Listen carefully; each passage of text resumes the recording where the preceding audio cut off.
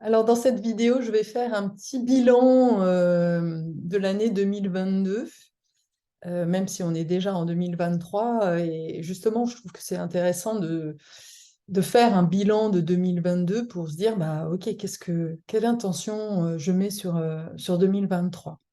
Et c'est ce que j'ai fait là ces derniers jours. Donc, j'avais envie juste de partager un petit peu mes pépites, mes prises de conscience.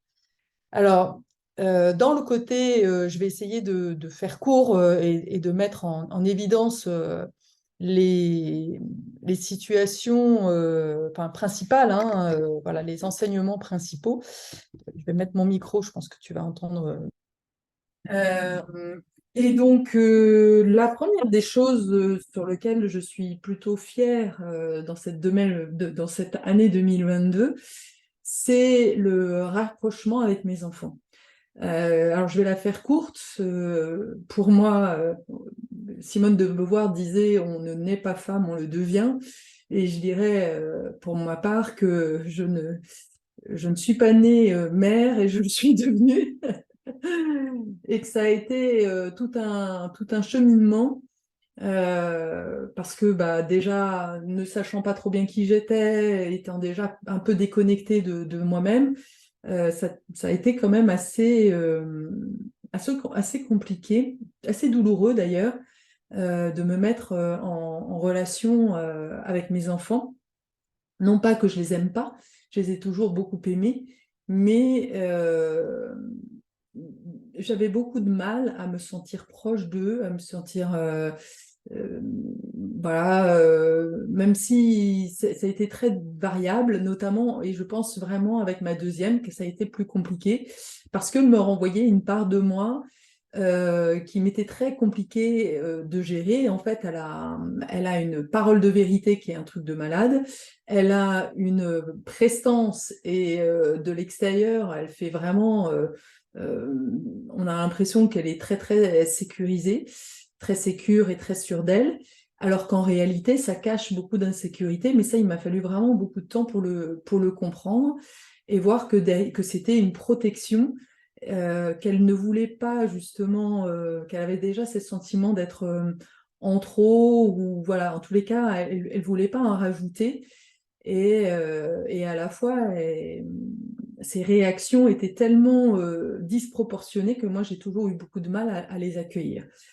Et, et donc en 2022, j'ai vraiment beaucoup travaillé sur ce sujet-là parce que c'était vraiment important pour moi d'être en paix avec ma fille, de pas lui faire subir en fait cette difficulté, cette relation compliquée.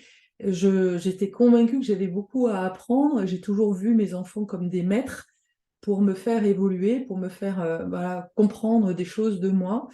Et j'ai en effet compris qu'elle me renvoyait une liberté d'être, une capacité à exprimer son besoin et à tenir en fait son besoin, que moi en fait j'avais beaucoup de mal. Donc en ça, elle était vraiment une maître.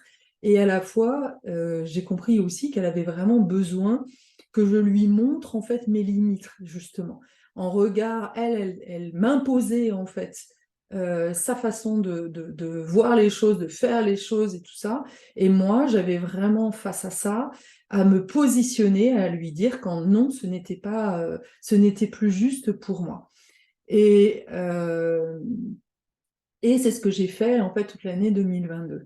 Euh, et notamment, c'était tout un cheminement de justement d'être en contact avec ce qui se passait pour moi et d'arrêter d'avoir cette vision d'abus en fait. J'avais vraiment l'impression qu'elle abusait parfois de son autorité et ouais, de son aplomb. Et ce mécanisme-là m'empêchait vraiment de percevoir que si elle me demandait aussi, si elle m'imposait des choses, c'est que elle avait certainement déjà essayé plein de solutions avant, mais ça, elle ne m'en parlait pas. Et donc, c'était important pour moi de comprendre. que si elle en venait à me demander quelque chose, et parfois d'une manière un peu trop rigide, eh bien, c'est qu'elle n'avait pas d'autre solution, en fait. Et ça, voilà, ça m'a vraiment, ça m'a beaucoup aidé, en fait. Notamment en ce qui concerne le déménagement, parce que 2022 a été une année voilà, de mouvement pour moi. J'ai senti que c'était le moment pour moi de partir de Strasbourg. Et ça, je vais en parler un petit peu après, mais on avait ça déjà dans la visée. J'avais déjà prévu de partir donc à la rentrée 2022. Et initialement, on avait convenu avec Salomé que bah, elle partirait un petit peu à peu près au même moment. Sauf que eh bien, son système nerveux s'est mis un peu en mouvement en début d'année. Et elle s'est sentie, et elle m'a poussée justement, elle a commencé à chercher des appartements pour elle, parce que moi je quittais la maison, donc il était important pour elle qu'elle puisse trouver son appartement. Et on avait prévu de commencer les recherches à peu près à l'été 2022, et en fait elle a commencé à me dire qu'elle cherchait un appartement en début d'année parce que elle voulait aller avoir le temps, elle voulait le faire de manière sécurisée, etc.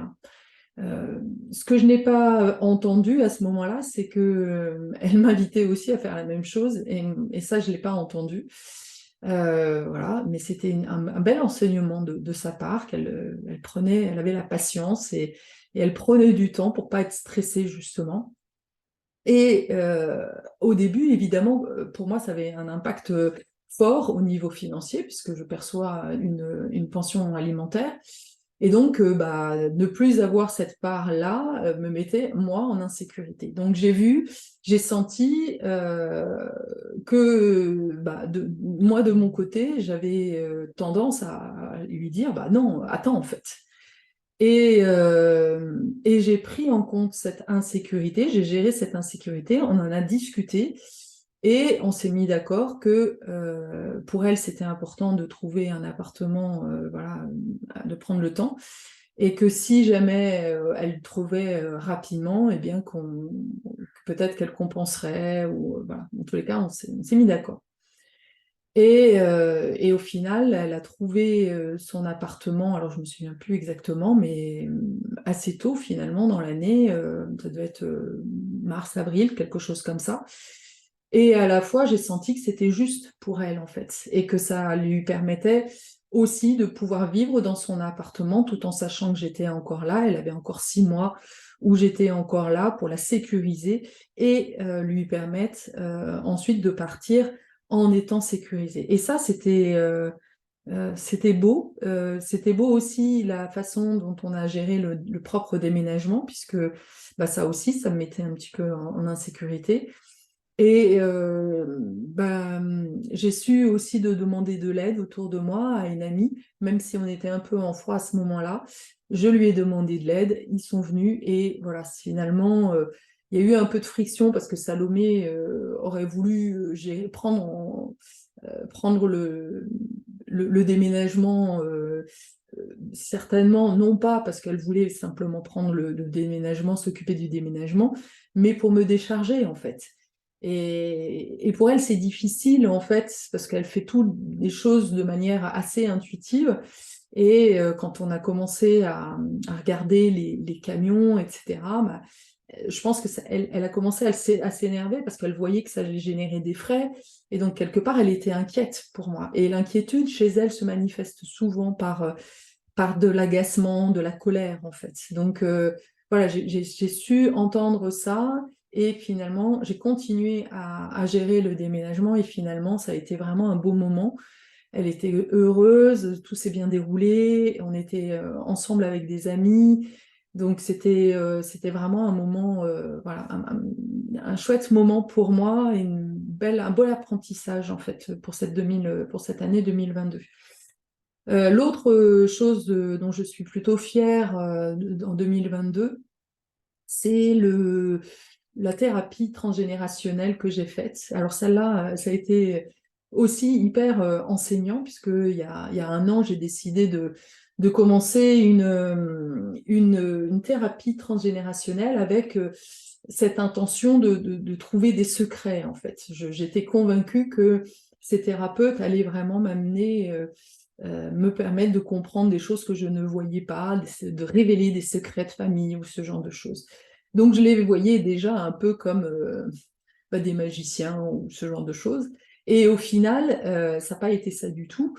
Euh, j'ai fini la thérapie avec une vision beaucoup plus globale en fait de mon histoire, mais par contre, il n'y avait pas de secret et ça n'a pas été la grande révélation en fait. Mais malgré tout, je ne regrette absolument pas parce que les thérapeutes que j'ai choisis, d'abord il y avait un homme et une femme, donc c'était assez riche pour moi d'apprentissage. Ça m'a permis de voir à quel point je projetais en fait sur les hommes vraiment quelque chose de négatif, une méfiance qui s'est jouée vraiment très très vite dans la relation et que finalement, quand on a pu poser des mots dessus, je me suis sentie beaucoup plus en sécurité. Et puis, cette thérapie m'a vraiment appris encore et encore, parce que c'est quelque chose que je connais, mais à écouter mes sensations plutôt que me poser, à faire marcher mon cerveau. Et j'ai vraiment travaillé sur cette bascule d'arrêter de me poser la question, de fonctionner ou de répondre à une question par mon mental, à essayer de comprendre, de chercher les compréhensions, etc. Et à modifier ça en revenant dans mon corps, à laisser l'information, la question, voilà, rentrer dans mon corps et ensuite voilà, d'être dans le ressenti beaucoup plus émotionnel. Et en ça, ça m'a vraiment, vraiment aidé à ouvrir encore plus mon cœur et à aussi à parfaire, j'ai envie de dire, ma façon en fait d'accompagner les personnes de manière beaucoup plus douce, beaucoup plus à l'écoute aussi de ce qui se joue au niveau émotionnel. Et ça, du coup, c'est un vrai cadeau, en fait. C'est un cadeau que je me suis fait comme une espèce de mini-formation en live. Euh, quelque part, oui, c'est toujours... Enfin, moi, j'aime bien m'inspirer de techniques qui m'ont vraiment permis de faire des bascules à l'intérieur de moi. Et là, ça en était une vraiment profonde. Et puis, d'un point de vue un peu moins sympathique et à la fois toujours très formateur, l'année 2022 a été vraiment marquée par beaucoup d'insécurité. Ça a commencé très fort avec déjà, ça apparaissait déjà à la pointe de 2021, puisque j'ai eu un gros accident toute fin 2021 au moment de rentrée de Noël chez mon père. Et donc, c'est comme si ça venait me donner une couleur, en fait, de la prochaine année. Alors, cet accident que j'ai eu sur la route, sur l'autoroute, où j'ai fait quand même quelques beaux virages comme ça, enfin, tourbillons, là, euh, a été une expérience assez magique, parce que je suis sortie de la voiture, j'ai vu cette envolée d'oie qui passait comme un message que je ressentis très fortement et je me suis sentie profondément en sécurité. Donc là, j'ai vraiment super bien géré, j'étais méga fière de moi puisque voilà, j'ai géré les choses, j'ai réussi à ramener la voiture alors que le garagiste me disait de ne pas le faire. J'ai écouté, j'étais centrée, c'était un truc de malade, c'était vraiment hyper fort. Et puis c'est venu me retravailler cette histoire de sécurité avec le déménagement puisque, contrairement à ma fille, moi, j'ai commencé à mettre en place le déménagement cet été. En fait, j'étais convaincue de savoir où est-ce que j'allais, puisque j'avais décidé d'aller dans les Cévennes, de déménager dans les Cévennes, et donc j'ai pris un appartement, enfin j'ai trouvé une location pour passer un peu de 15 jours cet été pour trouver mon pied-à-terre, sachant que j'avais déjà donné mon préavis en septembre pour quitter les lieux de ma maison en septembre. Donc ça me laissait vraiment peu de temps de marge de manœuvre pour pouvoir changer, en fait, pour pouvoir déménager.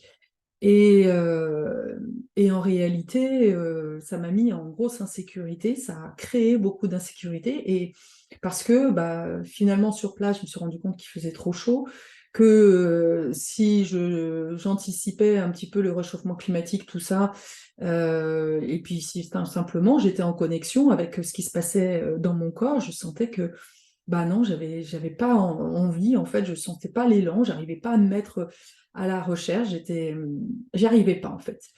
Donc, sachant que bah, j'ai toujours cette question de comment je vais trouver un appartement alors que je suis voilà, indépendante, et c'est toujours compliqué. Donc finalement, j'ai re-questionné le choix du lieu, et en réinterrogeant mon corps, je me suis rendu compte que non, c'était pas les Cévennes dans lesquelles il fallait que j'aille, mais il fallait que j'aille plutôt dans l'Ain, en fait. Alors, je passe les détails du pourquoi l'Ain, mais peu importe. En tous les cas, ça disait clairement, quand j'ai questionné, et moi j'adore faire ça, quand j'ai un doute, en fait, je me mets en lien avec le premier choix, les Cévennes, je laisse monter en moi les ressentis, en fait, et je le fais simplement en mettant une feuille sous mes pieds, qui met voilà, Cévennes, et une deuxième feuille dans laquelle j'avais mis l'Ain, et je laissais vraiment venir, et je l'avais même caché pour pas me laisser influencer par mon mental. Et clairement, l'endroit où il y avait vraiment un vrai développement, une vraie joie, c'était l'Ain. Donc voilà, changement de cap, il a fallu que je me mette en recherche d'une location dans l'Ain, et dans l'Ain, bah, il n'y a pas grand-chose, en fait. Donc j'ai été voilà, très très activée par l'insécurité, et finalement, bon, j'ai fini par trouver, mais voilà, je me suis mise en danger. Et ça, c'est intéressant parce que avec les mémoires traumatiques que j'ai en conscience, eh bien, je vois et j'observe de plus en plus comment, en fait, je prends pas soin de moi, en fait, en me mettant de la pression, et en ne me laissant pas de temps. Voilà, le fait de poser le préavis, par exemple, avant même d'avoir trouvé, mais c'est un non-sens, en fait. Mais quelque part, ça indique un fonctionnement inconscient, que je suis en sécurité quand j'ai du stress. Ça peut paraître complètement paradoxal, et à la fois dans mon cerveau, ça s'est inscrit comme ça, puisque dans l'enfance, il m'a fallu rester en fait en, en connexion, enfin habiter avec des parents qui me mettaient en danger du fait de leur propre insécurité intérieure. C'est pas qu'ils étaient dangereux au sens volontairement maltraitants, mais eux-mêmes ne pas reçu, et ayant reçu une éducation basée sur voilà, l'obéissance, voilà, l'emprise, ce genre de choses, et une autorité, un abus d'autorité, bah, ils ont simplement reproduit ça. Et moi, j'ai subi ça. Sauf que moi, bah, j'ai pas, enfin, mon mécanisme, ça a généré beaucoup d'insécurité. Et aujourd'hui, et je vais y venir à la fin, je sais, grâce notamment à la théorie polyvagale, que quand on n'a pas eu le choix, en fait, que de rester avec des parents qui nous mettent en insécurité, eh bien, on est obligé de passer par la dissociation.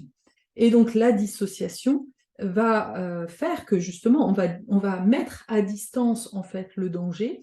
Et une des conséquences, en fait, que ça a, c'est que on n'est plus capable, en fait, de distinguer ce qui est de l'ordre du danger et ce qui ne l'est pas, en fait. On est obligé d'inverser, en fait, de tordre la réalité pour se dire, ben non, l'insécurité, finalement, c'est de la sécurité. Et donc, du coup, la sécurité, quand je suis tranquille, et ben, en fait, je me demande si ça va durer, et quelque part, je vais moi-même, en fait, générer, en fait, des fonctionnements, voilà, comme le fait de poser un préavis avant, et qui va justement me mettre en insécurité. C'est un truc de malade, mais merci François Delooz de m'avoir éclairé sur ce fonctionnement-là, qui est le propre en fait des personnes qui ont vécu en fait des traumatismes dans l'enfance et qui n'ont pas été nourries enfin, je veux dire plutôt autrement, qui souffrent en fait d'un trouble de l'attachement en fait. Ça, c'est en lien aussi avec le trouble de l'attachement. Voilà. Pour finir, comme ça ne suffisait pas, j'ai vécu un autre choc vraiment qui m'a mis en grande insécurité.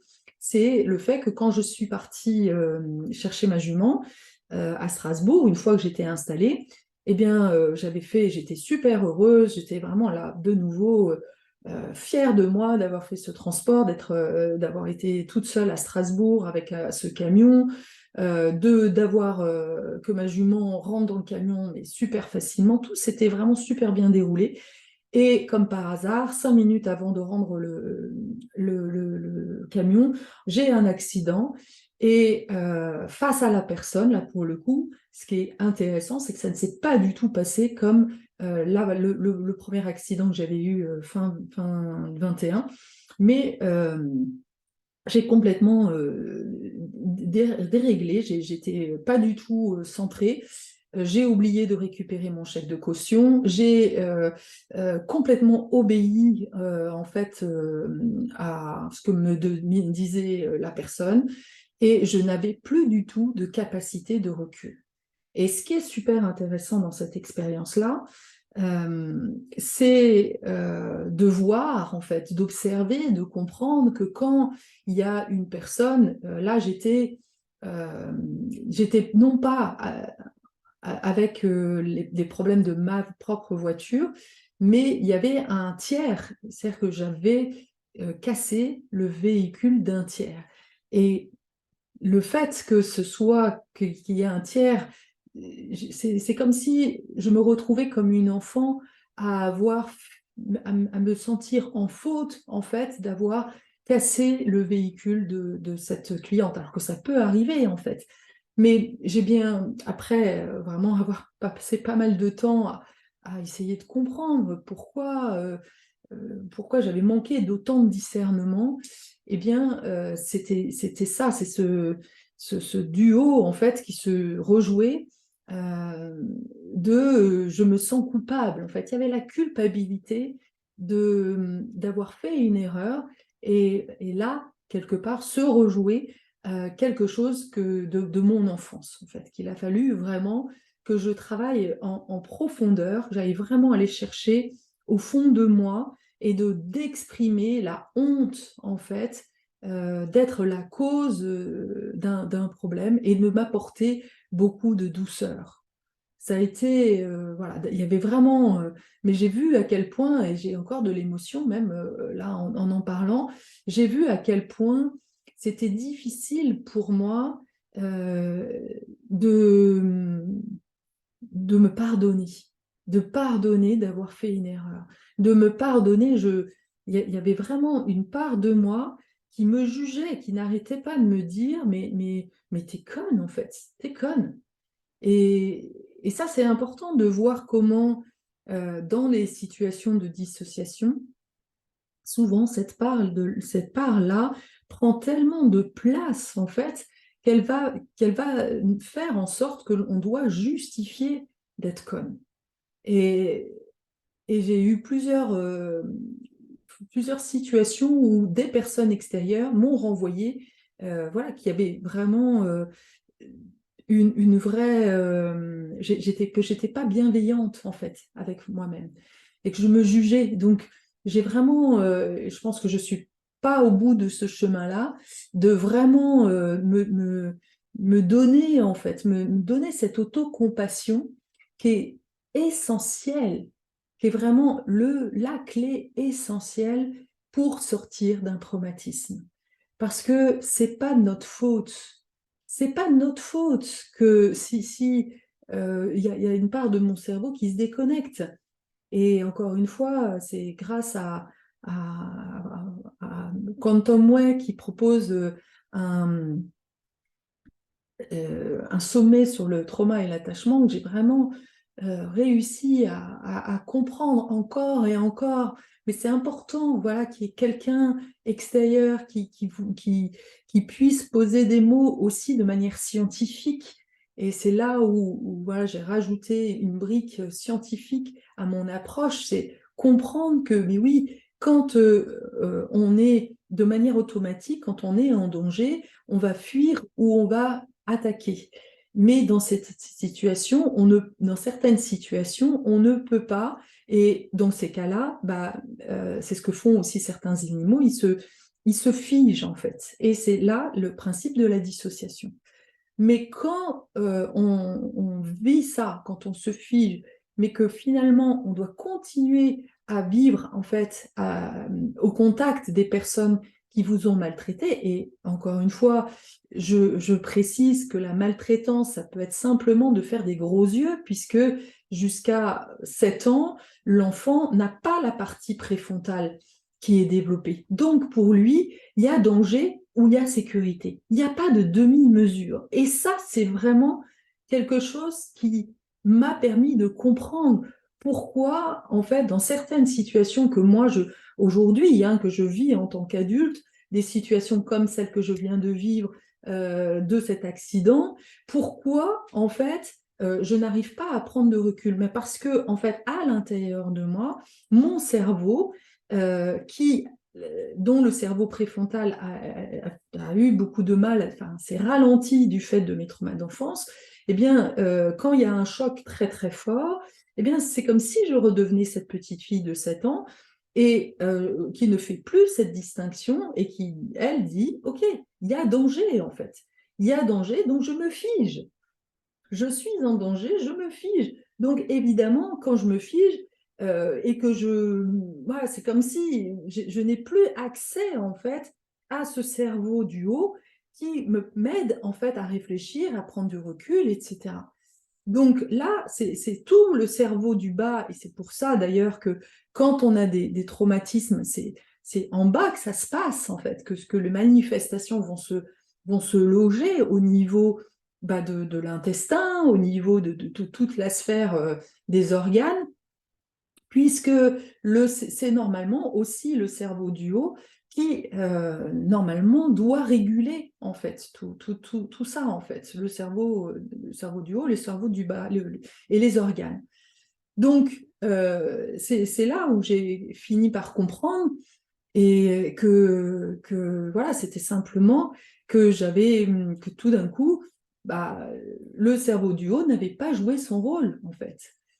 Donc, et c'est dans ces cas-là, le travail à faire, c'est de me redonner de la sécurité.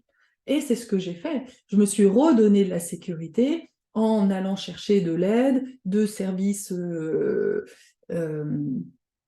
de services juridiques, voilà, et en essayant de poser des actes, en fait, qui me mettaient en sécurité. Et c'est souvent parce que, justement, on n'arrive plus à se remettre dans le mouvement, on n'arrive plus, en fait, à trouver des solutions, qu'on va rester enfermé dans nos traumatismes.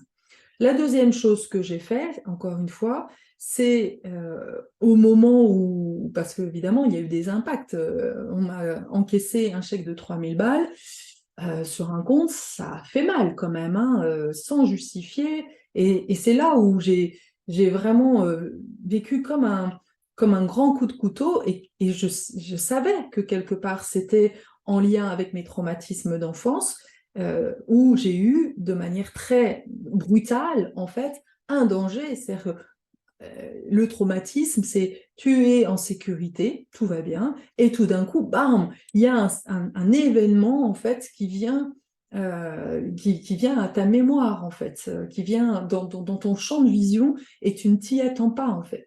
Et normalement, voilà, quand on a vécu des situations suffisamment en sécurité enfant, eh bien, ça se régule tout seul. Mais quand, encore une fois, il y a eu des troubles d'attachement ou des gros traumatismes dans l'enfance, eh bien, ça va être compliqué, en fait, de réguler tout ça.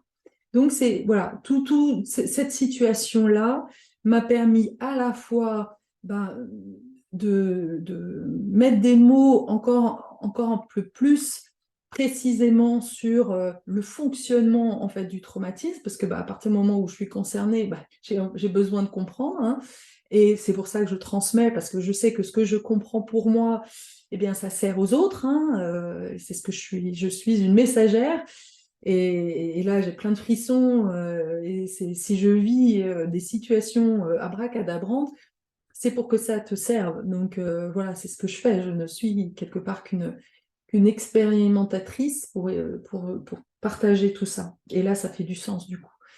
Encore une fois, voilà, de m'apporter beaucoup de douceur par rapport à ce que j'ai vécu et de sortir vraiment, de quitter la culpabilité.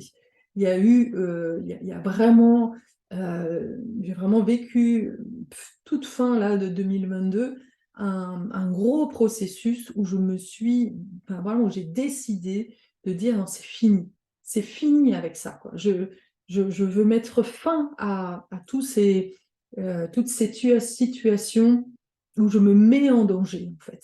Je ne veux plus vivre, parce que 2022 a aussi été, je crois l'avoir déjà partagé, mais a été aussi voilà, une année où je me suis fait arnaquer suite à un gros investissement en Bitcoin. Voilà, et de nouveau, l'insécurité était là, quoi. Donc ça a été vraiment une année très, très, très marquée par l'insécurité. Et j'en parle parce que je sais que beaucoup de gens vont le vivre en 2023. Donc, il y a vraiment, moi, j'ai pu gérer malgré tout, c'est-à-dire que je ne suis pas, je me suis pas complètement euh, tombée en dépression, j'aurais pu, parce que vraiment, quand tu perds du jour au lendemain un gros paquet d'argent et que voilà, tu ne sais pas très bien si l'argent va revenir. Il y a un moment donné, d'ailleurs, voilà, j'ai décidé, je me suis dit, ok, je comprends que ça ne va jamais revenir. Voilà, je fais le deuil. Parce que ça, c'est important. Il y a un moment donné, on ne peut pas s'accrocher à l'illusion. J'ai pu voir aussi à travers tous ces événements qu'il y avait toujours cette part de moi, il y avait une part qui était très insécurisée, et puis il y a une autre part qui est toujours dans l'illusion de gagner plus, dans l'illusion, voilà. Et ça fait partie de nous, ça fait partie des humains d'avoir, de rêver quelque part à toujours plus, en fait. Et c'est ça qui nous maintient dans le système, en fait. On continue à rêver, voilà, d'une maison, de plus de sécurité, de tout ça. Et finalement, le fait d'être, de rêver, en fait, et c'est très bien le rêve est un début, en fait, de la construction et de projets. Quand on regarde le principe de créativité développé par Walt Disney, eh bien, la première étape, c'est le rêve. Donc, c'est super important de se laisser rêver. Mais ça ne suffit pas. Le rêve, il n'a d'intérêt que si tu passes à un moment donné à l'action, si tu mets en place des choses pour pouvoir y arriver. Là, en fait, ce que m'a appris 2022, c'est que j'ai donné le pouvoir à une personne extérieure de décider, en fait, et quelque part de manifester mon rêve. Au lieu de m'appuyer sur ma propre valeur, je ne croyais suffisamment pas en moi pour pouvoir investir cet argent sur un projet qui me tient à cœur. Je l'ai légué en fait à une personne extérieure en me disant que voilà, elle allait me permettre d'obtenir de l'argent. Oui, sauf que non, ça marche pas puisque moi je suis là pour justement fonctionner avec un autre regard, sortir du modèle patriarcal où on attend toujours la solution de l'extérieur. Et ça marche plus, ça ne marche plus, tout ça. Si tu crois avoir de la sécurité à l'extérieur, ça ne va plus marcher. Si tu crois obtenir de l'amour par l'extérieur, ça ne va pas marcher. En fait, le nouveau paradigme nous invite à partir de l'intérieur. Et donc là, voilà, j'ai expérimenté le fait que si je suis dans cette illusion et que j'investis de l'argent en croyant que voilà, ça va générer des bénéfices et que du coup, je vais pouvoir m'acheter ça, ça, ça, eh bien non, ça ne marche pas. Je dois assumer et la sécurité, et quelque part, elle vient me renvoyer eh bien, un manque de sécurité à l'intérieur de moi, un manque de valeur. Donc, c'est ce que j'ai beaucoup travaillé en 2022, c'est cette notion de valeur de moi. Quelle valeur je m'accorde, en fait. Donc, voilà, j'ai vraiment... et j'ai compris que il y avait encore une part de moi qui finalement ne voyait pas, n'avait pas conscience en fait de la valeur de ce que je donnais. Donc ça, c'était vraiment hyper intéressant et qui faisait que d'ailleurs les personnes qui parfois viennent à moi me disent qu'elles n'ont pas d'argent. Ça, c'est classique, hein. Quand tu as des personnes qui viennent à toi et qui te disent bah non, j'ai pas suffisamment d'argent, en gros, tu as un énorme miroir qui te dit, qui te montre que tu ne te donnes pas suffisamment de valeur. Donc l'énergie que tu envoies, les messages inconscients dans l'invisible, en fait, tu vas rejouer le fait que tu n'as pas de valeur. Voilà. Et ce qui était magnifique, c'est que grâce à tout ce travail que j'ai fait à l'intérieur, eh bien, à la fin d'année, mes derniers clients, eh bien, ça a été incroyable.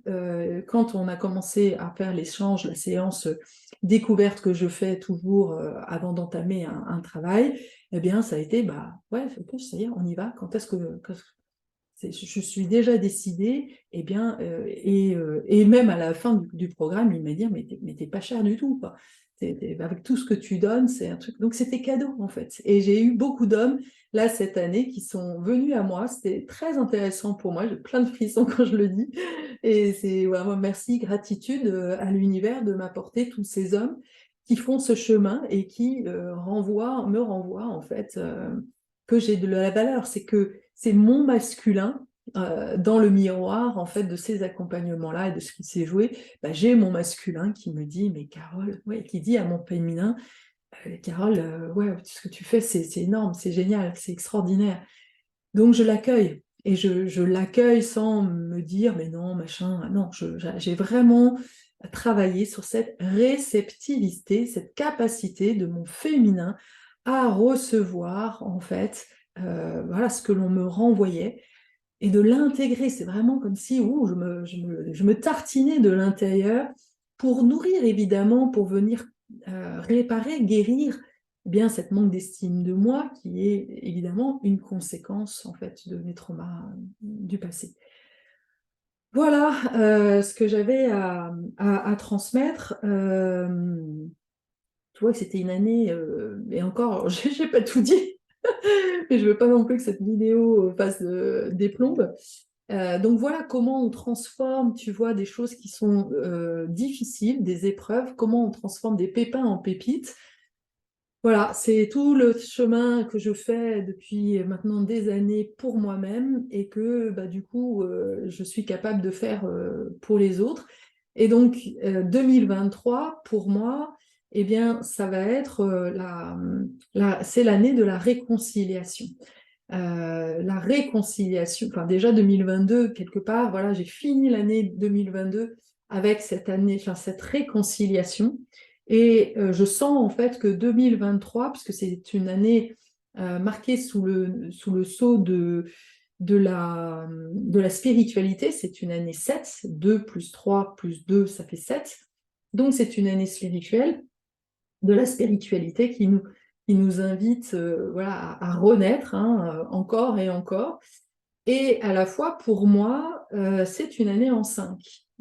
Et pour savoir l'année, il faut que tu fasses le jour de ta naissance, le mois de ta naissance, tu additionnes tout ça et tu l'additionnes à 7. Et donc, pour moi, ça fait une année en 5. Et le 5, c'est le mouvement. Donc, voilà, c'est comment, ce que j'entends, en tous les cas, ce que je comprends, c'est que bah, tout ce que j'ai pu récolter, tout ce que j'ai pu rassembler, tout ce que j'ai pu réconcilier eh bien, dans cette année 2022, eh bien, je vais le mettre en mouvement. Et donc, je vais développer beaucoup de créativité sur 2023 et je sens que j'ai vraiment à cœur de développer des programmes plus en présentiel qui va intégrer le mouvement justement parce que bah, ma grande passion et ça a été un énorme outil de guérison, c'est le mouvement, c'est la danse et que j'ai vraiment envie de retrouver cette joie. Voilà, c'est vraiment pour moi, je mets cette intention sur 2023 de manifester la joie de vivre, de me mettre en mouvement, voilà, pour aller vers de plus en plus la joie de vivre. C'est fini les galères, les machins, c'est ok, je vis, je jouis de la vie. C'est vraiment l'intention que je mets sur 2023, c'est jouir de ma vie. Voilà, donc c'est ce que je peux te souhaiter de plus fort en fait, c'est jouir de ta vie. Et pour cela, eh bien, choisis-toi, choisis ce qui te fait vibrer et vraiment, je t'invite à quitter, à faire un travail pour lâcher le passé, pour travailler, pour transmuter euh, les traumatismes, les lourdeurs. Voilà. Il y a à lâcher vraiment les fardeaux. On n'a pas besoin de fonctionner avec ça. Sauf que bah, voilà, ça demande tout un travail de reconnexion justement à la joie de vivre. Et là, je sens que ça pique, ça frétille dessous, là. Wouhou, ça se dit, ouais, c'est joyeux, quoi. C'est yes, enfin, on va pouvoir s'amuser, on va pouvoir, yeah, on va pouvoir aller chercher notre enfant intérieur, se mettre en mouvement, rigoler voilà, et profiter de la vie à pleines dents et s'offrir vraiment l'amour de la vie, c'est vraiment parce que la vie est belle en fait, la vie est belle, mais vraiment on a à sortir de ce modèle de survie dans lequel, voilà, avec lequel on arrive pour pouvoir changer de paradigme, transmuter. Voilà, il y a vraiment cette transmutation à faire, cette renaissance à faire. Donc, c'est tout ce que je te souhaite sur 2023, jouir de ta vie. Voilà. Je te souhaite donc le meilleur pour cette année 2023 et je te dis à bientôt pour une nouvelle vidéo.